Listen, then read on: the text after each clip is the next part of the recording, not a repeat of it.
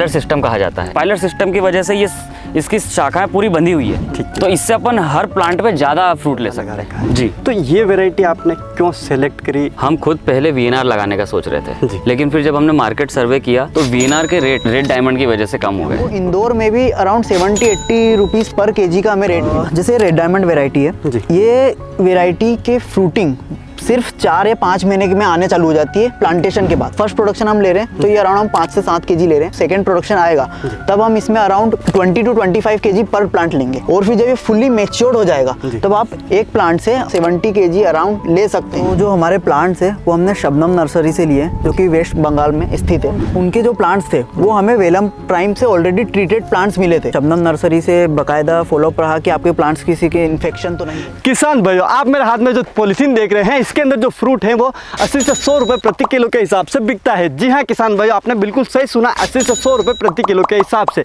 इस थैली में आज जो फ्रूट है वो है रेड डायमंड अमरूद। तो आज के इस वीडियो में हम बात करेंगे कि रेड डायमंड अमरूद की खेती के बारे में। आज का वीडियो इसलिए इंटरेस्टिंग होने वाला है क्योंकि आज के इस वीडियो में हम जिस फार्म पर खड़े हैं, इसमें जो प्लांट है ये 15 से 16 महीने के प्लांट है, और 15 से 16 महीनों के प्लांट में लगभग 6 से 7 किलो प्रोडक्शन लगा हुआ है। तो चलिए शुरू करते हैं आज के इस वीडियो को और जानते हैं रेड डायमंड अमरूद की खेती के बारे में। नमस्कार सर।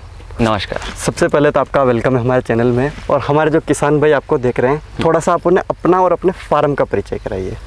ये जिला खंडवा, तहसील खालवा, ग्राम सुकवा में है अपना फार्म, मध्य प्रदेश में आता है ये, और ये रेड डायमंड का बगीचा है जी, अमरूद। ओके, तो अब जैसे मैं थोड़ा सा आपका बैकग्राउंड जानना चाहूँगा, आपका एजुकेशन बैकग्राउंड या फिर आप इससे पहले क्या करते हैं, वो थोड़ी चीज़ें हम जानना चाहेंगे। देखिए, पहले मैं इंदौर शहर में बैचलर डिग्री करी मेरी।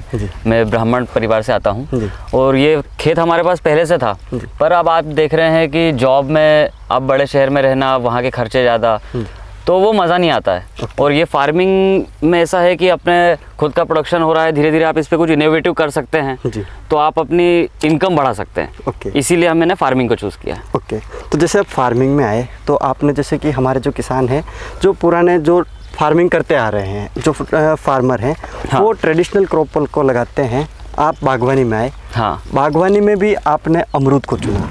अमरूद को आपने किस लिए सेलेक्ट किया, वो थोड़ा सा मैं जानना चाहूँगा। सर, इसमें आप जैसे देखेंगे पारंपरागत जो खेतियाँ हो रही है, सोयाबीन, गेहूँ, चना, मक्का, ये सदियों से लगते आ रहा है। अभी मौसम ऐसा अनुकूल नहीं है कि सोयाबीन में बहुत हताशा हो रही है लोगों को, और लेकिन जो प्लांट है ये आपको एक बार लगाना है और लगभग आपका जीवन निकल जाएगा।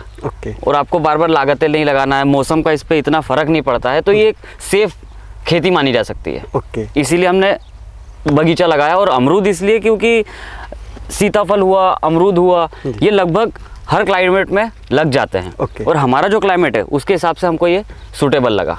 ठीक है, तो अब जैसे आपका ये जो फार्म है, कितने एरिया में अभी आप अमरूद के प्लांट्स आपने लगा रखे हैं? ये अपना अमरूद का जो प्लॉट है वो 4 एकड़ का है। इसमें 2400 प्लांट्स है अपने। तो अब जैसे मैं ये जानना चाहूँगा, आपके जो प्लांट है, प्लांट की डिस्टेंस, प्लांट टू प्लांट और रो टू रो डिस्टेंस कितने, वो थोड़ा सा। रो टू रो 10 फीट है और प्लांट टू प्लांट 7 फीट है। तो आपने ये कब लगाए थे, कितना एज हो चुकी है इनकी, वो भी? सर, ये अपन ने लास्ट ईयर 2023 जून में प्लांटेशन था, 26 जून को अपना प्लांटेशन इसका हो चुका था। ठीक है। और आज की तारीख के हिसाब से आप देखें तो ये 15-16 महीने के पौधे हो चुके हैं। ठीक है, तो अब जैसे कि उसके बाद में बात आती है कि भाई हमारा जो वीडियो है वो ऑल ओवर इंडिया से किसान देखते हैं। हाँ, किसान हमारा वीडियो देखते हैं तो वो ये सोचते हैं कि भाई मुझे भी इसकी फार्मिंग करनी है। तो फिर जैसे आप इसकी फार्मिंग कर रहे हैं तो किस तरीके की मिट्टी में कर रहे हैं, वो भी मैं थोड़ा सा जानना चाहूँगा। सर, ये जो अपनी मिट्टी है ये मिक्स है, इसमें काली भी है और कुछ लाल भी है। तो दोनों मिट्टी में कोई प्रॉब्लम नहीं है, आप लाल में भी कर सकते हैं। बस ये है कि आपको जल भराव ना हो, उसका ध्यान रखना पड़ेगा। इसके लिए हमने एक्स्ट्रा कुछ डंपरों से मिट्टियाँ ऐड करवाई थी और ज़मीन का लेवल बना के फिर इसका प्लांटेशन किया है। तो अब जैसे उसके बाद में बात आती है कि भाई जब हम खेत की फील्ड प्रिपरेशन करते हैं तो आपने खेत की तैयारी कैसे की, कितनी जुताई करी, वो थोड़ा सा मैं जानना चाहूँगा। हमने इसमें गहरी जुताई करी, पिलाऊ बहुत गहरा करा क्योंकि इसमें पिलाऊ अब कभी हो नहीं पाएगा, इसलिए पिलाऊ अच्छे से करवाया। चारा ना हो उसके लिए भी थोड़ी दवाइयाँ चलाई, और फिर हमने गोबर खाद नहीं लिया, हमने वर्मी कंपोस्ट का इस्तेमाल किया। तो पर प्लांट हमने 1 से 1.5 किलो गड्ढे में वो वर्मी कंपोस्ट का इस्तेमाल किया। तो जैसे अभी आपने बताया कि आपने वर्मी कंपोस्ट डाला, गोबर नहीं डाला। हाँ। तो वो क्यों रहा कि गोबर की बजाय आपने वर्मी कंपोस्ट डाला? गोबर में मीथेन गैस होती है। ओके। उससे कहीं ना कहीं फंगस आने की समस्या होती है जी। और जो वर्मी कंपोस्ट होता है वो प्रॉपर एक खाद होता है जिससे पौधों में फंगस की समस्या नहीं देखने को मिलेगी। थोड़ा सा महंगा जरूर पड़ता है पर वो प्लांट जैसे आप देख सकते हैं पूरे ग्रीन बने हुए हैं, हेल्दी प्लांट है। ओके, जैसे मैं ग्रोथ देख रहा हूँ, ग्रोथ काफ़ी अच्छी है। हाँ। तो ये आपको मतलब वर्मी कंपोस्ट डालने का बेनिफिट मिला। ठीक है, अब उसके बाद में बात आती है कि भाई जब आपने इसको प्लांट्स को लगाया तो प्लांट्स को आपने कौन से सीज़न में लगाया? ये बारिश के पहले अपन ने गर्मी में लगाए थे, जून में। ओके, तो जैसे आपने जो गड्ढा खोदा, गड्ढा खोदने का क्या तरीका रखा, कितना गड्ढा खोदा, वो भी थोड़ा सा। गड्ढा खोदने के लिए अपन ने उसकी डिगिंग मशीन खरीद ली थी जी। तो 1-1 फीट गहरा गड्ढा खोदा गया है और उसमें 1-1 सवा किलो वर्मी कंपोस्ट डाला। ओके, जो हाथ से चलने वाली, हाँ, हाथ से पेट्रोल डाल के जो चलती है वो मशीन खरीदी थी अपन ने। उस मशीन से आपने इसके गड्ढे करे। हाँ। तो फिर उसके जैसे आपने लेआउट कैसे बनाया? मार्किंग मेन होती है। हाँ, क्योंकि मार्किंग अगर सही तरीके से नहीं हुई तो कुछ पौधे इधर दिखेंगे, कुछ पौधे इधर देखेंगे, तो वो भी थोड़ा सा मैं जानना चाहूँ। हमने क्या किया कि एक रस्सी पे 10 फीट के 2 तरफ निशान बना लिए, तो जिससे अपने को लाइन से लाइन दूरी प्रॉपर वे में 10 फीट पे आती गई, उससे चूने से मार्किंग की गई। फिर जब अपने लाइनों की मार्किंग हो गई फिर हमने हर प्लांट की 7-7 फीट दूर पे टेप से 7-7 फीट पे चूने से मार्किंग कर दी और फिर वो सारे जितने निशान थे उस पे डिगिंग मशीन से गड्ढे कर दिए। तो गड्ढे आपने प्लांट्स लगाने से कितने टाइम पहले किए थे? प्लांट लगाने के लगभग 20 दिन पहले। 20 दिन पहले, 18 से 20 दिन पहले। तो जैसे अब बात आती है कि भाई हम प्लांट लगाते हैं, मेन चीज़ होती है कि भाई हम प्लांट किस तरीके से लगाते हैं। जैसे कोई फार्मर पहली बार फार्मिंग कर रहा है जी, उसे कोई आइडिया नहीं है कि भाई मुझे अमरूद का जो प्लांट है ये प्लांट लगाना कैसे है, तो वो भी थोड़ा सा मैं जानना चाहूँगा। उस टाइम पे क्या सावधानी रखते हैं, प्लांट कैसे लगाते हैं? वो ऐसा कुछ विशेष है नहीं उसमें। बैगिंग में आते हैं ब्लैक कलर की पॉली बैग में, आप उसको साइड से ब्लेड से कट करेंगे, अपने आप वो पन्नी निकल जाएगी। और बस वो इसका ये ध्यान रखें कि जो जिस मिट्टी में उसकी जड़ होती है वो बैगिंग में वो मिट्टी न टूटे। ओके, वो प्रॉपर वे में आप उसको रख के मिट्टी हाथ से ढक दें और आपका जो भी इरिगेशन सिस्टम हो उससे उसको तुरंत पानी दें, प्लांटेशन के तुरंत बाद पानी दें। ठीक है, तो जैसे आपका पानी देने का क्या सिस्टम है, किस तरीके से आप? ये हमने ड्रिप इरिगेशन लिया है। तो क्या है, ड्रिप से बहुत आसानी होती है। अपन ने सिर्फ आधा घंटा भी पानी चलाया तो पूरे बगीचे में एक साथ प्रॉपर बढ़िया पानी चलेगा, क्योंकि अब फ्लड इरिगेशन में बहुत टाइम लगता है। ओके, तो जैसे एक चीज़ मैं और देख रहा हूँ कि आपने जैसे यहाँ प्लांट लगा रखे हैं, तो प्लांट के साथ में आपने ड्रिप तो डाल रखी है। हाँ। लेकिन यहाँ आपकी बेड बनी हुई है थोड़ी। हाँ, बेड बनी हुई है। ठीक है, तो ये भी थोड़ा सा मैं जानना चाहूँगा। ये बेड बनाने का कारण भी ये है कि जब बारिश का समय होता है तो पानी अगर थोड़ा सा भरा भी लेकिन बेड पे पौधा ऊपर है तो उसकी जड़ में समस्या नहीं आएगी, जड़ गलन की समस्या नहीं होगी। यानी कि अगर रेगुलर बारिश हो भी रही है तो प्लांट अपना जाएगा। ठीक है, प्लांट सेफ है, तो इसलिए आपने बेड बना लिया। ठीक, अब उसके बाद में एक चीज़ आती है कि भाई जब हम पौधा लगाते हैं तो ऐसा कोई पौधा नहीं है जिसमें बीमारी नहीं आती है, सभी पौधों में बीमारी आती है। तो आपको इसमें कौन सी बीमारी देखने को मिली वो थोड़ा सा मैं? इसमें सबसे बड़ी एक ही मेजर बीमारी है जो कि है नेमाटोड। उसमें जड़ों में गांठ बन जाती है और धीरे धीरे प्लांट को भोजन नहीं ले पाता और फिर डेथ हो जाती है उसकी। तो उसके लिए वो बीमारी आए या ना आए, हम हर 6 महीने में वेलम प्राइम का डोज चलाते हैं इसमें। ठीक है, तो उसका क्या सिम्टम है, कैसे प्लांट्स के ऊपर आपको? उसकी पत्तियां आपको लाल कलर की होने लगेगी, अलग से दिखने लगेगा। और फिर आप जड़ को खोद के, जैसे जिस पौधे पे आपको दिख रहा है कि हाँ इसकी पत्तियों पे मेरे को थोड़े सिम्टम दिख रहे हैं, धब्बे बन रहे हैं लाल लाल, तो उसकी जड़ खोद के देखेंगे तो अगर उसमें गांठें आपको दिख रही है तो उसमें नेमाटोड की समस्या है। ठीक है, ये आप पहचान कर सकते हैं। ठीक है, तो जैसे आपने नेमाटोड के बारे में बताया, नेमाटोड ऐसी मतलब बीमारी है जो किसानों को सबसे ज़्यादा परेशान करती है। वो आपका पूरा बगीचा खत्म कर सकती है। ठीक है, तो आपने कैसे कंट्रोल किया? मतलब एक पूरा मैं शेड्यूल जानना चाहूँगा। एक तो जैसे आपने कि एक बार दवाई दे दी, हाँ ठीक है, एक होता है कि आपने भी प्रॉपर उसका शेड्यूल किया ताकि वो पूरे आपके फार्म में ना फैले, तो वो थोड़ा सा मैं डिटेल से जानना चाहूँ। सर उसके लिए जैसे हमको भी बीच में थोड़ी शिकायत आई थी नेमाटोड की, तो हमको कुछ प्लांट दिखे इफेक्टेड, हमने उसको चेक किया तो हमको पता चल गया कि इसमें नेमाटोड है। तो वेलम प्राइम का एक बार हमने साइकिल चलाया, 2.5 लीटर वेलम प्राइम हमने ली, 2.5 लीटर प्रति पौधा 1 ग्राम ml जाना चाहिए, 1 ml जाना चाहिए। तो वैसे सब पे चला दिया। उससे क्या हुआ, जो भी कीटाणु थे नेमाटोड के वो मर गए, लेकिन उनकी कॉलोनीज जो बना लेते हैं वो जड़ों में वो रह जाती है। तो उसके 10 से 12 दिन बाद पेसेलोमाइसिस उसका हमने डोज चलाया। तो वो कितना चलाया आप? वो भी हमने 3 लीटर चलाया। ठीक है, लगभग 4 एकड़ में। तो उससे फिर अपने कृत्रिम कीटाणु भी मर गए और फिर उनके जो अंडे थे वो भी मर गए, तो फिर नेमाटोड खत्म हो जाता है। ये चीज़ हुई। अब उसके बाद में जैसे कोई कीट वगैरह है, हाँ, वो भी इसमें कोई आपको देखने को मिलते हैं? इंसेक्टिसाइड के लिए हम थोड़ा ऑर्गेनिक तरफ जा रहे हैं, तो हम नीम ऑयल के स्प्रे प्रॉपर वे में करते रहते हैं कि 15-16 दिन में हम एक बार स्प्रे कर दें। और फिर आप देखेंगे अगर कुछ जैसे ये दिखेगा आपको कि हमने ट्रैप भी लगाए हुए हैं जी। हाँ, ये से ट्रैप भी लगाए हुए हैं। ओके, तो इससे भी मतलब कंट्रोल हो जो कीट आते हैं जी, वो उसमें चले जाते हैं और वो मर जाते हैं, तो अपने पौधे सेफ रहते हैं। अब जैसे एक मेन चीज़ मुझे आपके बगीचे में दिखाई दे रही है कि आपने पोल लगा के तार बांध रखे हैं। हाँ, तो ये क्या सिस्टम है? क्योंकि ये मैंने पहली बार देखा है अमरूद के बगीचे में। अच्छा। तो ये भी थोड़ा सा मैं डिटेल से जानना चाहूँगा। सर, इस सिस्टम को स्पाइलर सिस्टम कहा जाता है। ओके। अब इसका ये फ़ायदा है कि ये जो आप देख रहे हैं इसमें 3 तार निकले हैं, ये हर 1.5 फीट पे तार निकले हुए हैं। ओके। अब आप ये प्लांट पे देखिए, ये जो रेड डायमंड स्पेशली जो है ये बड़ा लचीला होता है। ओके। वीएनआर थोड़ा हार्ड होता है जी। तो अब इस पे इसको रस्सियों से शाखाओं को बांध दिया गया है। ओके। अब इसके बांधने से क्या होगा, आप थोड़े ज़्यादा फ्रूट भी ले सकते हैं। जी। अब जैसे आप ये इस पौधे पे देखिए, ये पौधा आपको छोटा है, कोई बहुत ज़्यादा बड़ा नहीं है, पर इस पे आप फलों की संख्या देख रहे हैं काफ़ी ज़्यादा, जितना पौधा है 20 के पौधे लगभग से ज़्यादा होगा। इसके ऊपर फ्रूट है। तो अब ये जब वजन होगा तो ये ब्रांचेस टूट जाएंगी। ओके। लेकिन अब ये स्पाइलर सिस्टम की वजह से ये इसकी शाखाएं पूरी बंधी हुई है जी। तो पेड़ पे लोड नहीं आएगा। ठीक है। तो इससे अपन हर प्लांट पे ज़्यादा फ्रूट ले सकते हैं। ओके। तो अब जैसे एक चीज़ बताइए, इसको आप लगाते कैसे? लगाने का क्या सिस्टम है, किस तरीके से इसको लगाते हैं, वो भी थोड़ा सा जानना चाहूँ। 1.5 फीट का आप गड्ढा खोदिए। ओके। उसमें वही आप जो सीमेंट और गिट्टी का जो घोल होता है वो डाल के इसको आप लगाइए, इसमें से तार निकालिए और उसकी बस पानी से कुछ दिन 2-4 बार तरी करना पड़ती है। अब ये 20 साल के लिए फिक्स हो गया। आप उसको हिला के भी देखेंगे जी, तो काफ़ी मजबूत है। तो ये इस तरीके के पोल आपने कहाँ से लिए, कहाँ से आपको मिले? ये आपको मार्केट में मिल जाएंगे। आप कहीं पे भी सीमेंट वालों से आप बात करेंगे तो आपको पोल आसानी से पूरे ऑल ओवर इंडिया में मिल जाएंगे। ठीक है। अब इसको जैसे आपने यहाँ पे तो पोल लगा दिया है, सीधा पोल लगाया, पोल के अंदर तार डाल दिया, लेकिन मेन चीज़ आती है इसका जो फर्स्ट जहाँ से स्टार्टिंग होती है और जहाँ पे एंडिंग होती है वायर की, वो आपने कैसे मैनेज किया? उसको वहाँ पे क्या सिस्टम कर रखा है वो भी? ये हर पोल की जो दूरी है वो 40 फीट है। ठीक है। हमने यही सोचा, थोड़ा देखा भी, सर्वे भी करा, तो ये 40 फीट से ज़्यादा अगर आप रखोगे तो ये तार झूलने लगेगा।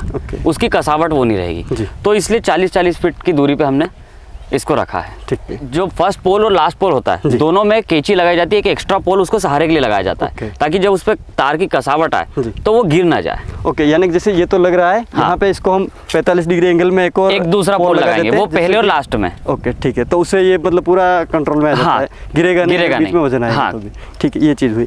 अब उसके बाद में भी और मैं ये जानना चाहूँगा, जैसे आपने बताया कि रेड डायमंड आपने अमरूद अपना लगा रखा है जी, तो ये वेराइटी आपने क्यों सेलेक्ट करी? इसका क्या आपको लगा? इसलिए क्योंकि अमरूद की काफ़ी सारी वेराइटियाँ हैं। तो उसके बारे में जानना चाहिए। हम खुद पहले वीएनआर लगाने का सोच रहे थे काफ़ी लंबे समय से। ओके। लेकिन फिर जब हमने मार्केट सर्वे किया तो वीएनआर के रेट रेड डायमंड की वजह से कम हो गए। ओके, ये हमने नोटिस किया क्योंकि वीएनआर फीका है जी, और रेड डायमंड जो है इसमें मिठास काफ़ी है जी, और पब्लिक डिमांड मिठास ही है जी। तो और इसमें फिर ये लगभग सीडलेस होता है। ओके। जैसे कुछ आपके घर में जैसे कोई बुजुर्ग हो वो जाम फल नहीं खा पाएंगे क्योंकि बीज ज़्यादा होते हैं। इसमें लगभग ना के बराबर बीज है और फिर इसका मेन बात है कि रेट भी ज़्यादा है। ओके, इसीलिए इस वेराइटी को सिलेक्ट किया। ठीक है। तो इसका जो फ्रूट आता है, फ्रूट किस तरीके का होता है, उसका टेस्ट कैसा है, वो भी थोड़ा सा मैं जानना चाहूँ। बिल्कुल, हम यहाँ से 1-2 फ्रूट देख लेते हैं जी, आपको कट करके। ये लगा हुआ है फ्रूट इसका। ओके, इसको अपन तोड़ देते हैं। ये देखिए अभी आपके सामने निकाला हुआ फ्रूट है जी। इसको अपन काट लेते हैं।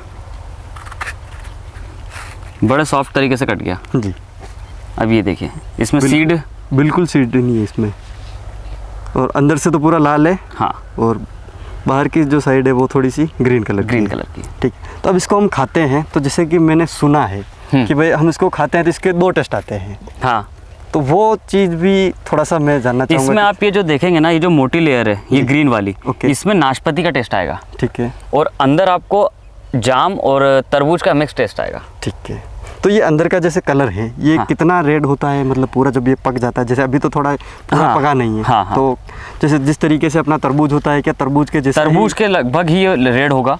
ओके। हाँ, ये अभी 12 से 15 दिन में ये पूरा मैच्योर हो जाएगा ये फ्रूट। जी।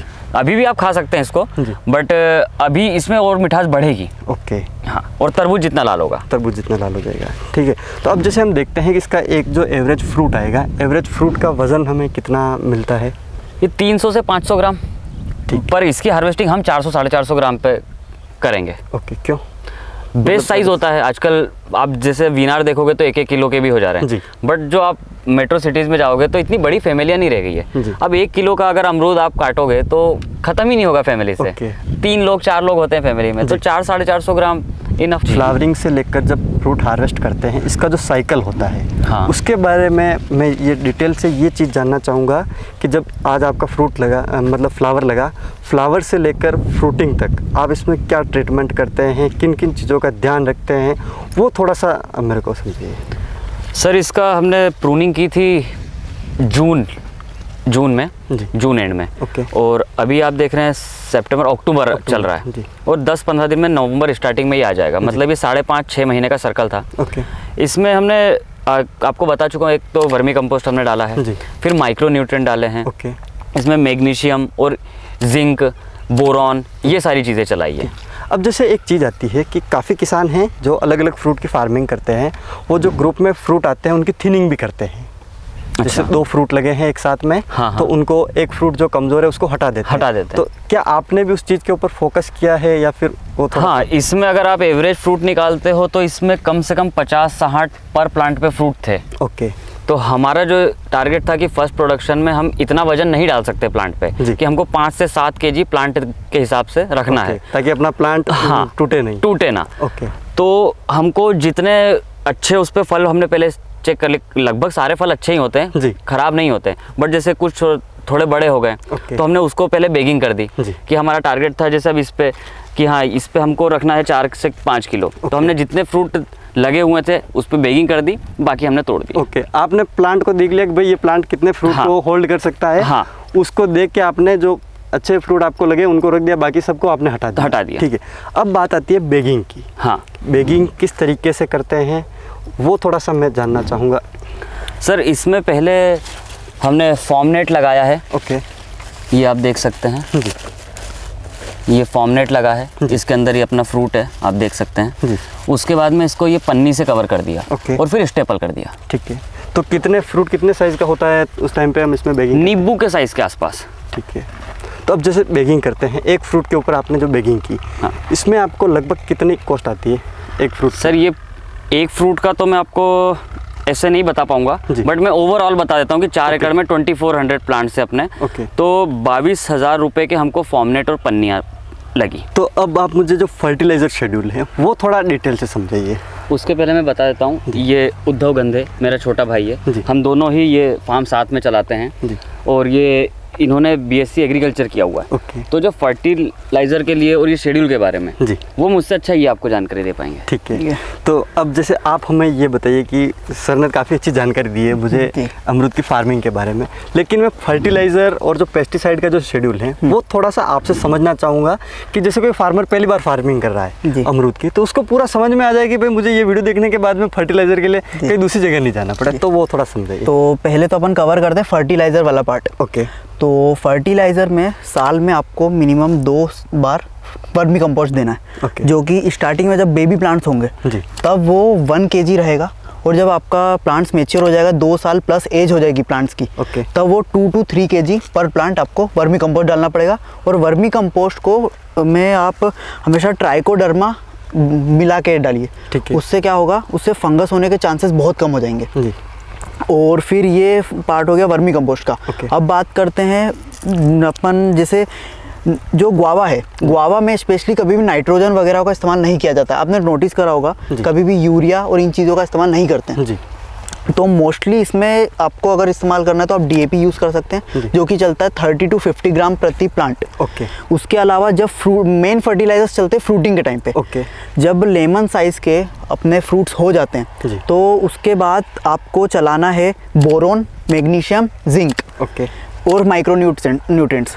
तो जो बोरोन है वो चलता है 1 kg प्रति एकड़, जो कि जिनका ड्रिप सिस्टम है तो ड्रिप सिस्टम से ही बेस्ट रहता है, ताकि वाटर सोल्यूबल रहता है तो ड्रिप से चल जाता है। बोरोन 1 kg प्रति एकड़, मैग्नीशियम 400 ग्राम प्रति एकड़, और जिंक भी चलता है 1 kg प्रति एकड़। इसके अलावा आप ये एक शेड्यूल हो गया, ये फ्रूटिंग का टाइम रहता है कि अब जब हार्वेस्टिंग का टाइम है तो हार्वेस्टिंग से 10 to 15 डेज पहले हमें उसकी शाइन बढ़ाना है। तो उसके लिए एक चमक नाम से एक फर्टिलाइज़र आता है जो कि आपको इजीली मार्केट में मिल जाएगा, जो कि रहता बोरोन कंटेंट ही है बट वो थोड़ा कंसनट्रेटेड होता है, उसका स्प्रे चलता है तो उससे शाइन आती है फ्रूट पर। तो साइज और शाइन के लिए आप चमक का स्प्रे करवा सकते हो जो कि चलता है 30 ml प्रति पंप।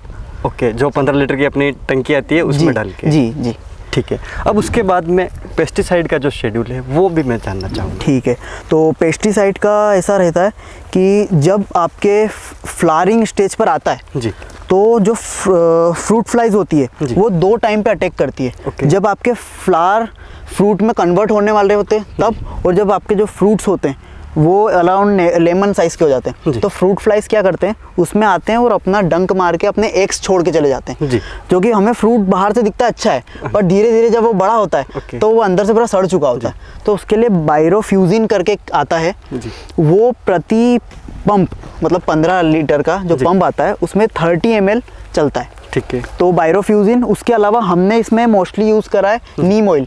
नीम ऑयल भी तरह तरह के आते हैं, तो उसमें से एक नीम ऑयल है कंसनट्रेटेड नीम ऑयल, वो 30 ml प्रति पंप के अकॉर्डिंग चलता है। ठीक है जी। तो ये इसका पार्ट हो गया। तो इनका जो स्प्रे शेड्यूल है नीम ऑयल का, ये कितने टाइम में हम करते हैं? ये जब फ्रूटिंग पर आ जाते हैं तब आपको हर हफ्ते में एक बार स्प्रे करवाना है। 7 to 8 डेज में अराउंड आपको एक स्प्रे करवाना पड़ेगा। ओके जी, ये तो मेरे को डिटेल से समझ में आ गई ये सारी चीज़ें जी। अब जैसे एक चीज़ बताइए कि इसमें आती है प्रूनिंग के बारे में जी भाई, हम प्रूनिंग किस तरीके से करते हैं, प्रूनिंग हमें कब करनी चाहिए वो भी आप मेरे को समझाइए। प्रूनिंग जब भी आपको हार्वेस्ट करना है तो इसकी साल में 2 बार हार्वेस्टिंग होती है, हर 6 महीने में। तो जैसे अभी ये आप देख रहे हो कि हार्वेस्टिंग पर आने वाला है तो 10 to 15 डेज में हार्वेस्ट हो जाएगा। तो जैसे हार्वेस्ट होता है, हार्वेस्टिंग के बाद 20 दिन का गैप दिया जाता है जो कि रेस्ट मोड बोलते हैं प्लांट्स के लिए। तो वो 20 दिन का रेस्ट देने के बाद आप इसकी शाखाओं को, जिसको बोलते हैं पेंसिल साइज ब्रांचेस, उन पेंसिल साइज ब्रांचेस को आप प्रूनिंग सीजर जो आती है जिसको सेकेटियर कहा जाता है उससे कट कर दिया जाता है। तो जितनी भी पेंसिल साइज होती है, जो मेन ब्रांचेस है उनको छोड़ के जितनी भी साइड से पेंसिल साइज ब्रांचेस है उनको काट दिया जाता है, वो प्रूनिंग प्रोसेस है। ठीक है। उसके कट करने के अराउंड 5.5 महीने बाद फ्रूटिंग आ जाती है और यही प्रोसेस हर 6 महीने में चलती है जी। तो अब जैसे आपके यहाँ का जो टेम्परेचर है जी, एक तो गर्मियों में यहाँ का टेम्परेचर कितना जाता है और सर्दियों में नीचे तक टेम्परेचर कितना आता है वो थोड़ा जान। ये हम निमाड़ एरिया में खड़े हैं, यहाँ पर मैक्सिमम 47-48 तक चले जाता है गर्मी के दौरान जी। और ठंड में ये मैक्स टू मैक्स जाता है 8 या 7 रेयरली जी। तो जैसे 7 या 8 डिग्री तक जाता है तो उसमें तो पाले की शिकायत तो आती नहीं जी जी जी। ठीक है। लेकिन गर्मी में जब 47 से 48 डिग्री टेम्परेचर जाता है तो उस टाइम पे पौधों का सर्वाइव करना काफ़ी ज़्यादा मुश्किल होता है। ठीक है। तो उस टाइम में ये जो प्लांट है इनकी आपको किस तरीके का इनका रेस्पॉन्स देखने को मिला या फिर किस तरीके से आपने इन पौधों को लू से बचाया, वो चीज़ें भी मैं जानना चाहूँगा। आपको एक बात बताता हूँ मैं, जब ये बेबी प्लांट्स हैं तो ज़्यादा दिक्कत तब आती है, जब ये मैच्योर हो जाते हैं तो तब इनको इतनी दिक्कत नहीं आती है। तो जब गर्मी का टाइम और आपने अभी अभी नया प्लांटेशन किया है, प्लांट्स आपके बेबी हैं, तो आपको उन पर कम से कम 3 घंटे डेली ड्रिप से इरिगेट करना है। मतलब अराउंड आपको 16 से 20 लीटर प्रति प्लांट आपको पानी इरिगेट करना है गर्मी के सीजन की बात कर रहा हूँ। तो ये उस टाइम इतना कम से कम देना है। प्लस अगर कभी आपको दिख रहा है कि ज़्यादा गर्मी है तो आपके जो ऊपर के जो शूट्स जो निकलते हैं, जो न्यू लीव्स होती है, ये आप नोटिस करोगे एकदम डार्क ब्राउन होकर सिकुड़ने लगती है, सूखने लगती है। तो गर्मी के दौरान अगर आपको ऐसा हल्का सा भी दिखता है तो पानी अच्छे से चलाइए, प्लस एकदम दिखने लग जाए कि अब दिक्कत आ गई है तो आप जो अपना नॉर्मल ग्लूकोज आता है वो 100 ग्राम प्रति पंप के अकॉर्डिंग का स्प्रे करवा दीजिए आप। और वो कंटिन्यूस आपको 6 डेज तक कराना है। तो जो बोलते हैं ना लू लग जाना या प्लांट एकदम से हीट खा जाता है, वो उसको एकदम तुरंत राहत मिलती है। अगर कभी किसानों के साथ में ऐसी प्रॉब्लम आ जाती है तो किसान भाई इस चीज़ को ध्यान में रख के अपने जो पौधे हैं उनको रिकवर कर सकते हैं। जी बिल्कुल। ठीक है। तो ये चीज़ भी किसान भाई आपको बिल्कुल ध्यान में रखनी है और इस चीज़ को बिल्कुल भूलना नहीं है, ताकि आपके जो प्लांट है वो गर्मी में अगर लू चलती है अचानक से तो आपके प्लांट की जो मोटिलिटी नहीं हो और आपको सही तरीके से आप जो प्लांट है उनकी ग्रोथ दे सकें। तो अब जैसे उसके बाद में मैं ये जानना चाहूँगा, जब हम प्लांट लगाते हैं तो उसके कितने टाइम बाद हमें फर्स्ट प्रोडक्शन देखने को मिलता है और प्लांट कितने टाइम बाद प्रॉपर मैच्योर हो जाता है जब हमें एक अच्छा प्रोडक्शन मिल जाता है? ठीक है, मैं आपको इसका प्रोडक्शन का एक चीज़ बताता हूँ। जैसे रेड डायमंड वैरायटी है जी, ये वैरायटी के फ्रूटिंग सिर्फ 4 या 5 महीने में आने चालू हो जाती है प्लांटेशन के बाद। बट उसकी इतनी वेजिटेटिव ग्रोथ नहीं होती है, प्लांट इतना मेच्योर नहीं होता कि आप उस समय उसका फ्रूटिंग ले सके।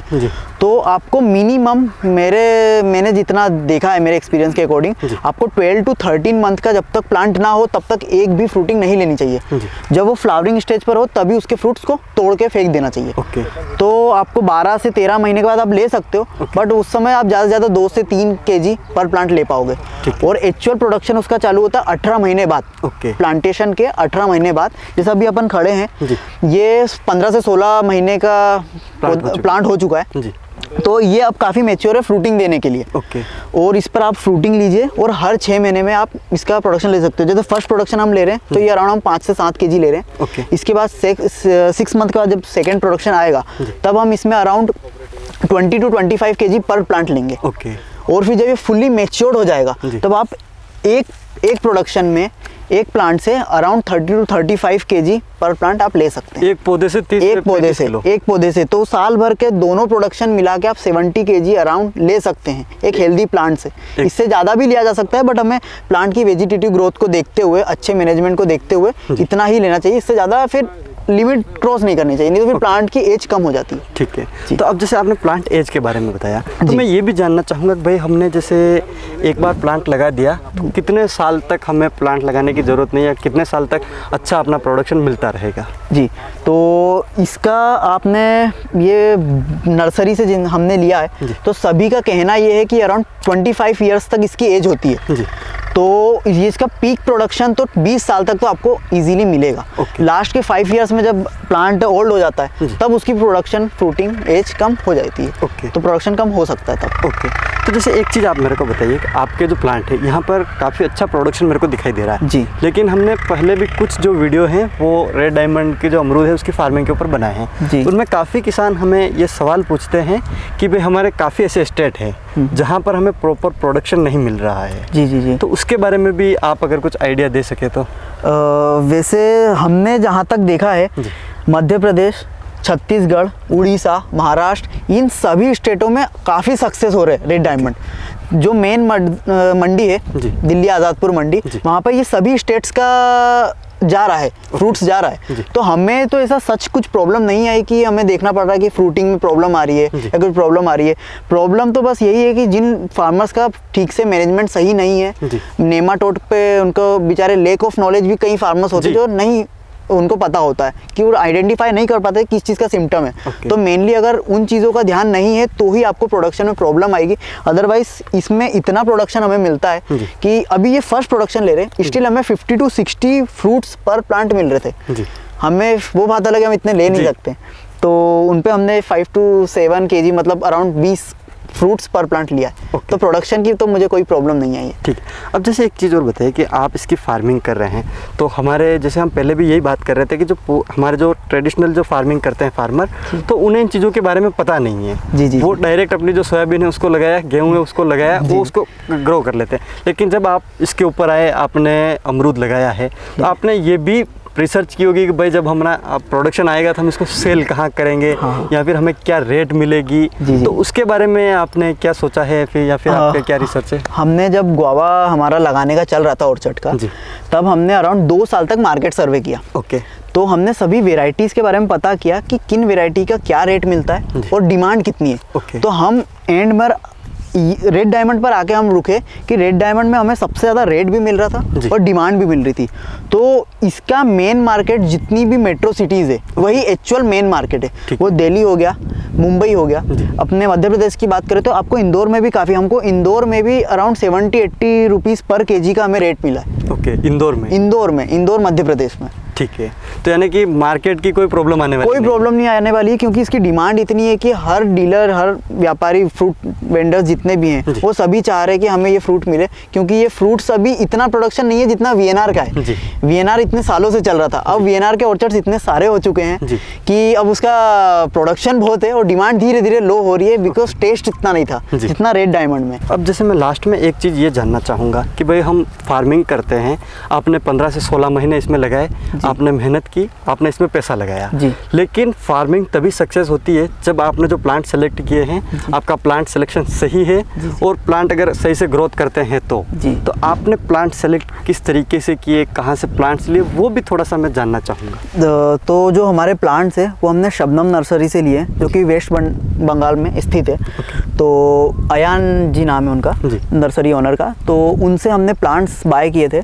उनके जो प्लांट्स थे वो हमें वेलम प्राइम से ऑलरेडी ट्रीटेड प्लांट्स मिले थे। तो हमें ऐसी कोई सच इन्फेक्टेड प्लांट्स कोई मिला नहीं। हालांकि बस मैं एक चीज़ बोलूँगा कि आप जब भी प्लांट्स बुक करें तो मिनिमम रेड डायमंड में तो स्पेशली 5% एक्स्ट्रा बुलाएं, क्योंकि ट्रांसपोर्टेशन में थोड़े से मोर्टिलिटी आती है, थोड़े प्लांट्स डैमेज होते हैं। बाकी सच हमें प्लांट्स काफ़ी अच्छे मिले, कोई इन्फेक्शन नहीं मिला और कुछ जो हमें डैमेज हुए भी थे तो हमें अयान जी से हमने बात की थी तो उनका हमें फ्री रिप्लेसमेंट भी मिला। प्लांट लगाने के बाद जो प्लांट लगाने के बाद में भी जो कुछ प्लांट्स हमारे ऐसे थे जिनकी डेथ हुई थी तो उनकी भी हमें मोर्टिलिटी जो रेट था वो विदाउट एनी एक्स्ट्रा चार्जेस हमें प्रोवाइड किए गए थे। सिर्फ हमें ट्रांसपोर्टेशन का लगा था, बाकी प्लांट्स हमें फ्री ऑफ कॉस्ट वापस मिले थे। तो जैसे आपने बताया कि जो मोर्टिलिटी हुई प्लांट की वो आपको रिप्लेसमेंट मिला फ्री में, सिर्फ आपको ट्रांसपोर्टेशन जो चार्ज है वो ही देना पड़ा। तो उसके बारे में भी मैं थोड़ा सा और जानना चाहूँगा। उसमें ऐसा है कि आप जब प्लांट्स लेंगे, प्लांटेशन करेंगे, प्लांटेशन करने के बाद 3 महीने तक पूरा फॉलोअप रहता है कि आपके प्लांट्स की स्थिति क्या है। हमें शबनम नर्सरी से बाकायदा फॉलोअप रहा कि आपके प्लांट्स किसी के इन्फेक्शन तो नहीं है, कोई प्रॉब्लम तो नहीं है। तो अगर 3 महीने में आपको प्लांटेशन किसी भी तरह की दिक्कत आती है तो वो व्हाट्सएप पर फोटोज वीडियोस मांगते हैं और अगर उसका कोई सॉल्यूशन होता है तो वो बताते हैं। स्टिल अगर उसमें फिर भी सही नहीं होता और उसकी डेथ हो जाती है किसी भी कारण से प्लांट की, तो अराउंड 3 मंथ के अंदर अगर आपने बताया है ये सभी चीज़ है तो आपको रिप्लेसमेंट मिल जाता है। ठीक है, यानी आपके कहने का मतलब है कि 3 महीने तक ही वो रिप्लेसमेंट देते हैं। जी 3 महीने। उसमें भी आपको रेगुलर अपडेट देना पड़ता है कि भाई हमारे ये जो प्लांट है इसमें ये प्रॉब्लम आ रही है, आप इसका ट्रीटमेंट बताओ। अगर वो ट्रीटमेंट के बाद भी अगर प्लांट सही नहीं होता है उसका रिप्लेसमेंट तो करते हैं। पहले वो पूरा ट्रीटमेंट बताते हैं, अगर उसमें नहीं होता और फिर भी 3 महीने के अंदर अगर उसमें कुछ किसी भी कारणवश मोर्टिलिटी आ गई तो फिर हमें उसका रिप्लेसमेंट मिल जाता है। ओके, तो आप दोनों भाइयों ने हमें जो अमरूद की जो फार्मिंग है उसके बारे में काफ़ी यूनिक जानकारी हमारे किसान भाइयों के साथ में जो शेयर की है और आपने हमें जो टाइम दिया उसके लिए आप दोनों का बहुत बहुत धन्यवाद हमारी तरफ से और हमारे जो किसान भाई आपको देख रहे हैं उनकी तरफ से। तो किसान भाइयों, आज के इस वीडियो में आपने देखा कि किस तरीके से जो रेड डायमंड अमरूद है उसकी फार्मिंग की जाती है। तो उम्मीद है कि आपको हमारा आज का वीडियो पसंद आया होगा। अगर ये वीडियो पसंद आया हो तो इस वीडियो को लाइक करें, साथ ही दूसरे किसान भाइयों तक इस वीडियो को शेयर जरूर करें और अगर आप पहली बार हमारे चैनल को देख रहे हैं तो हमारे चैनल को सब्सक्राइब करना न भूलें। मिलूंगा इसी प्रकार की एक और इंटरेस्टिंग जानकारी के साथ अगले वीडियो में, तब तक के लिए धन्यवाद।